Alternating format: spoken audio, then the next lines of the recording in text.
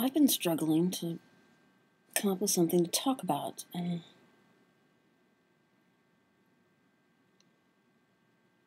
I don't have anything. Until that is, dun dun dun.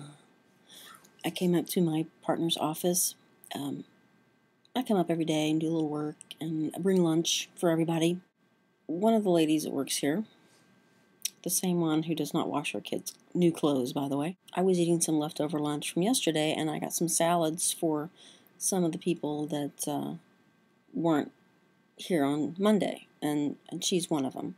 I buy some salads, some Caesar salads, and I'm visiting with her. We're eating our lunch, and she's enjoying her salad, and she gets almost to the end, and she's just scraping up the little bits of chicken that are sort of at the bottom, and a little bit of lettuce, and she suddenly says, "Oh my God, I think I'm going to be sick."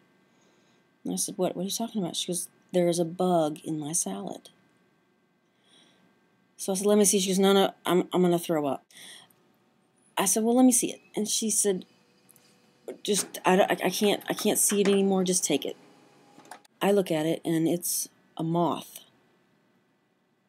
about an inch long moth, and I guess she may have thought it was a little bit of chicken. I'm not sure, but so she's completely repulsed by this moth, and rightly so. She was mostly done. I mean, there was probably 3 or 4 more bites left that she had, and so she was pretty grossed out. The fact that she had eaten the salad with the moth in it.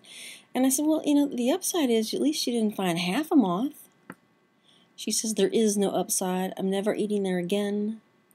So I decided to take the moth salad back to where I got it from. And one of the other doctors says, "Well, I'm going to pass on that salad too. I'll just, you know." So I took them both back. And I was trying to be discreet, getting away from the customers. And I said, "Just want to let you know I found a moth in the salad." And he says, "Yeah, that happens." He says they deliver the salad, I guess, all cut up for him already. I don't know. This was kind of those restaurants where you think they all sort of do it on site, and I was a little surprised that they get it all kind of pre-packaged. So it's a little disappointing. I didn't eat there. I don't really like the restaurant, so whenever I get stuff for them from there, I usually get my lunch from somewhere else because I just don't like it. So he wasn't surprised at all about the moth and said that happens, that they come, sometimes there's moths in there. "Do you want another one?" And I'm thinking, why on earth would I want another salad when there's a good chance there still might be a moth in there, and it's also from the same bag that the moth was in originally. So what do you think? I said, "No, we don't want more salads. We just want our money back." So he refunded our money and then insisted that we have some dessert, which I reluctantly took, knowing that nobody would eat there because my friend said, "I'm never eating there again." And I said, "I don't blame you. I have a one-strike rule when it comes to food places. It's tax day here in the United States, and everybody's scrambling to get their taxes in by the deadline tonight at midnight.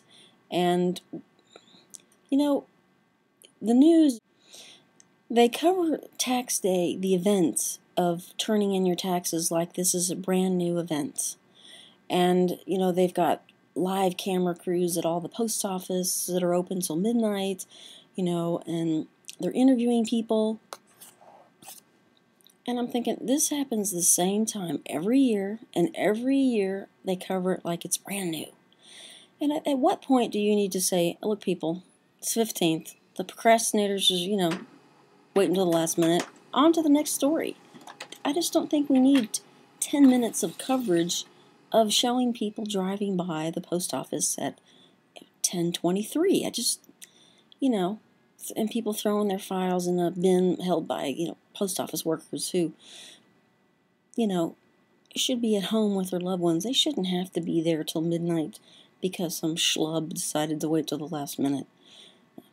But there's always going to be those procrastinators, and I just don't think that's newsworthy, personally.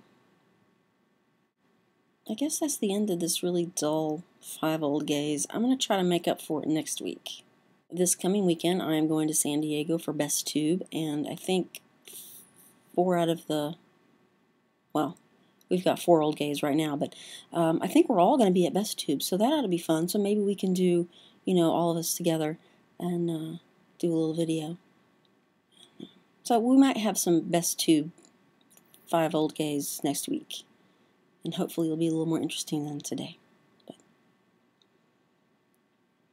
thanks. And I noticed that of all the 5 old gays, I'm getting the fewest views, which is just sad, because I guess I'm just boring. But today's the last boring 5 old gay vlog for a while. I can't guarantee ever. Come on. I mean, really.